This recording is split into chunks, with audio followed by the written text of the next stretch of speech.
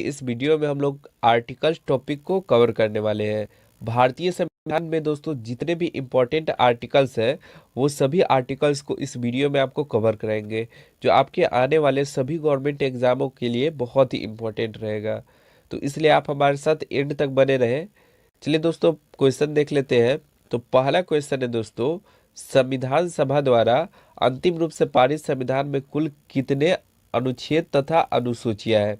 तो दोस्तों अंतिम रूप से पारित कुल 395 अनुच्छेद है और 8 अनुसूचियां है। ठीक है, इसलिए इसका ए ऑप्शन बिल्कुल सही हो जाएगा, 395 अनुच्छेद तथा 8 अनुसूचियां।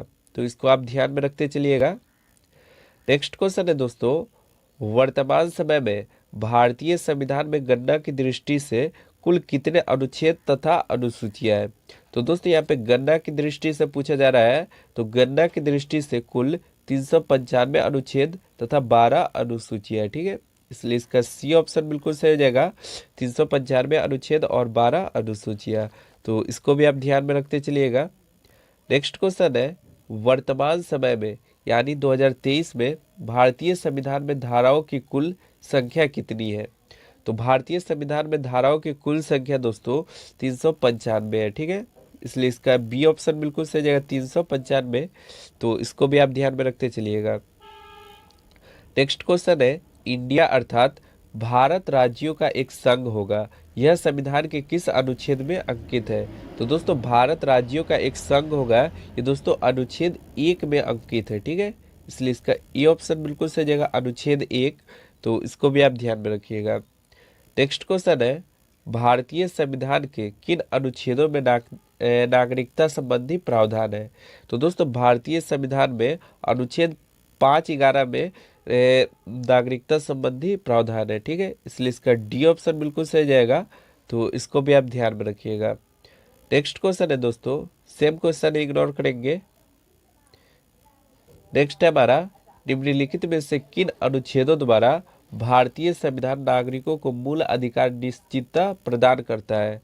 तो दोस्तों भारतीय संविधान नागरिकों को मूल अधिकार ये दोस्तों अनुच्छेद 12 से लेकर 35 तक के द्वारा प्रदान करता है। ठीक है, इसलिए इसका ए ऑप्शन बिल्कुल सही जाएगा, अनुच्छेद 12 से 35 तक के द्वारा। तो इसको भी आपको ध्यान में रखते चलना है। नेक्स्ट क्वेश्चन है, भारतीय संविधान कौन सा अनुच्छेद राष्ट्रपति पद के लिए पुनः निर्वाचन की योग्यता निर्धारित करता है? तो दोस्तों भारतीय संविधान का अनुच्छेद जो 57 है वो राष्ट्रपति के पद के लिए पुनः निर्वाचन की योग्यता निर्धारित करता है। ठीक है, इसलिए इसका सी ऑप्शन बिल्कुल सही जाएगा, अनुच्छेद 57। तो इसको भी आप याद रखिएगा।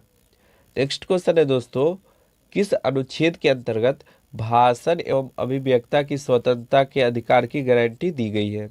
तो दोस्तों अनुच्छेद 19 के अंतर्गत भाषण एवं अभिव्यक्ति की स्वतंत्रता के अधिकार की गारंटी दी गई है। ठीक है, इसलिए इसका सी ऑप्शन बिल्कुल सही जाएगा, अनुच्छेद 19। तो इसको भी आप याद रखिएगा।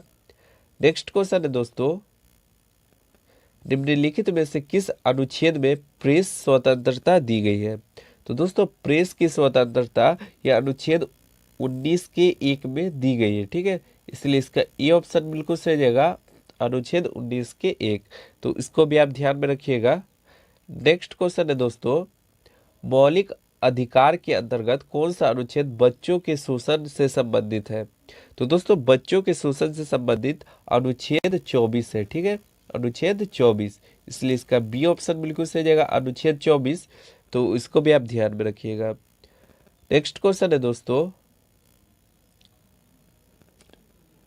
निम्नलिखित में से किस अनुच्छेद में अल्पसंख्यकों के हित के संरक्षण की व्यवस्था है? तो दोस्तों अल्पसंख्यकों के हितों के संरक्षण की व्यवस्था ये दोस्तों अनुच्छेद 29 में है। ठीक है, इसलिए इसका डी ऑप्शन बिल्कुल सही जाएगा, अनुच्छेद 29। तो इसको भी आप ध्यान में रखते चलिएगा। नेक्स्ट क्वेश्चन है दोस्तों, कौन से अनुच्छेद के अंतर्गत भारत का सर्वोच्च न्यायालय नागरिकों के मौलिक अधिकार की रक्षा करता है? तो दोस्तों अनुच्छेद 32 के तहत भारत का सर्वोच्च न्यायालय नागरिकों के मौलिक अधिकार की रक्षा करता है। ठीक है, इसलिए इसका ए ऑप्शन बिल्कुल सही हो जाएगा, अनुच्छेद 32 के तहत। तो इसको भी आप ध्यान में रखिएगा। नेक्स्ट क्वेश्चन है दोस्तों, भारतीय संविधान के अंतर्गत कल्याणकारी राज्य की अवधारणा निम्नलिखित में से किस अनुच्छेद में वर्णित है? तो दोस्तों कल्याणकारी राज्य की अवधारणा ये दोस्तों अनुच्छेद 39 के में वर्णित है, ठीक है। इसलिए इसका बी ऑप्शन बिल्कुल सही जगह, अनुच्छेद 39। तो इसको भी आप ध्यान में रखिएगा। नेक्स्ट क्वेश्चन है दोस्तों, भारतीय संविधान के अनुच्छेदों में राज्य की नीति निर्देशक तथ्यों का उल्लेख है। तो दोस्तों नीति निर्देशक तथ्यों का उल्लेख ये दोस्तों अनुच्छेद 36 से 51 के बीच में है, ठीक है। इसलिए इसका बी ऑप्शन बिल्कुल सही जगह, 36 से 51 के बीच में। तो इसको भी आप ध्यान में रखिएगा। नेक्स्ट क्वेश्चन है दोस्तों, किस अनुच्छेद राज्यों को ग्राम पंचायत का गठन करने का निर्देश देता है? तो दोस्तों अनुच्छेद जो है 40 जो है वो दोस्तों राज्य सरकार को ग्राम पंचायत के गठन का निर्देश देता है, ठीक है। इसलिए इसका डी ऑप्शन बिल्कुल सही जगह, अनुच्छेद 40। तो इसको आप ध्यान में रखिएगा। नेक्स्ट क्वेश्चन है दोस्तों, 42वें संशोधन द्वारा संविधान के किस अनुच्छेद में मौलिक कर्तव्यों को जोड़ा गया है? तो दोस्तों 42वें संशोधन द्वारा संविधान के दोस्तों अनुच्छेद 51 की ए में मौलिक कर्तव्यों को जोड़ा गया है, ठीक है। इसलिए इसका ए ऑप्शन बिल्कुल सही जगह, अनुच्छेद 51 का ए। तो इसको भी आप ध्यान में रखिएगा। नेक्स्ट क्वेश्चन है दोस्तों, किस अनुच्छेद के अंतर्गत कार्यपालिका की शक्ति राष्ट्रपति के निहित होगी? तो दोस्तों कार्यपालिका की शक्ति राष्ट्रपति के निहित दोस्तों अनुच्छेद 53 के अंतर्गत होगी, ठीक है। इसलिए इसका ए ऑप्शन बिल्कुल सही जगह, अनुच्छेद 53। तो इसको भी आप ध्यान में रखिएगा। नेक्स्ट क्वेश्चन है, किस अनुच्छेद के अंतर्गत भारत के राष्ट्रपति पर महाभियोग चलाया जा सकता है? तो दोस्तों अनुच्छेद 61 के तहत भारत के राष्ट्रपति पर महाभियोग चलाया जा सकता है, ठीक है। इसलिए इसका सी ऑप्शन बिल्कुल सही हो जाएगा, अनुच्छेद 61। तो इसे आप ध्यान में रखिएगा।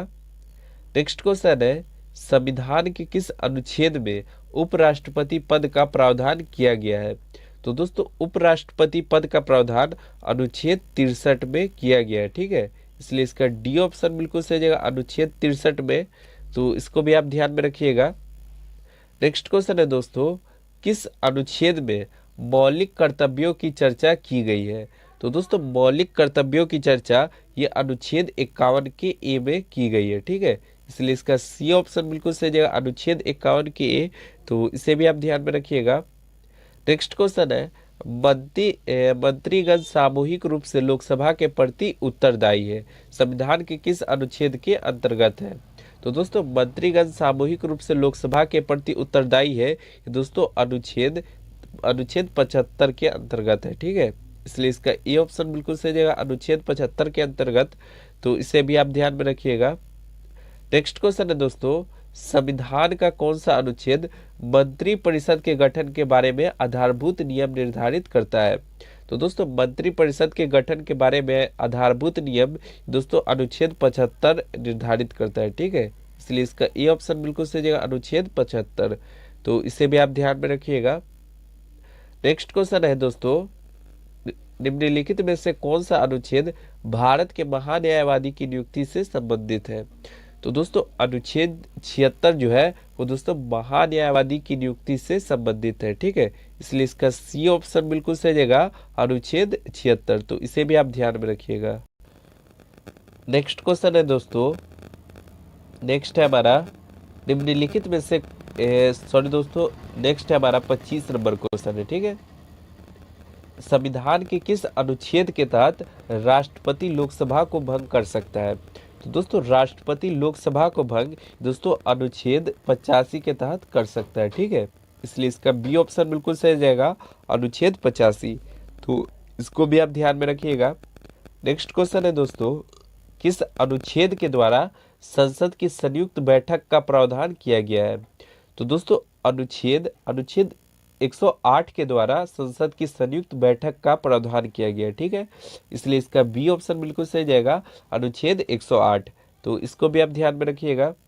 नेक्स्ट क्वेश्चन है दोस्तों, संविधान के किस अनुच्छेद में धन विधेयक की परिभाषा दी गई है? तो दोस्तों धन विधेयक की परिभाषा ये अनुच्छेद 110 में दी गई है, ठीक है। इसलिए इसका सी ऑप्शन बिल्कुल सही जाएगा, अनुच्छेद 110। तो इसको भी आप ध्यान में रखिएगा। नेक्स्ट क्वेश्चन है, कौन सा अनुच्छेद संसद के 2 अधिवेशनों के बीच 6 महीने के अंतर्गत की अनिवार्यता का उल्लेख करता है?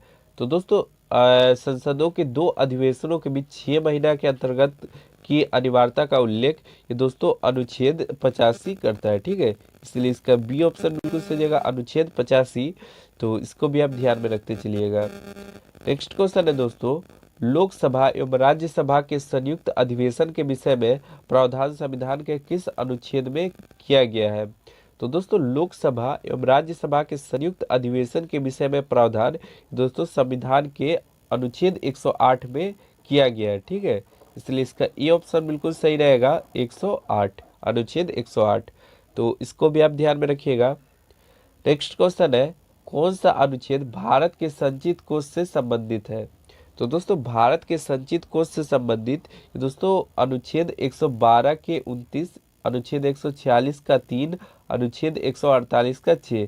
दोस्तों ये तीनों अनुच्छेद जो है वो संचित कोष से संबंधित है। ठीक है, इसलिए इसका डी ऑप्शन बिल्कुल सही जगह, उपर्युक्त सभी। तो इसको भी आप ध्यान में रखिएगा।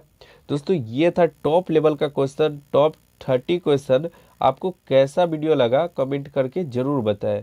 मिलते हैं दोस्तों नेक्स्ट वीडियो में। आज के लिए इतना ही। जय हिंद, जय भारत।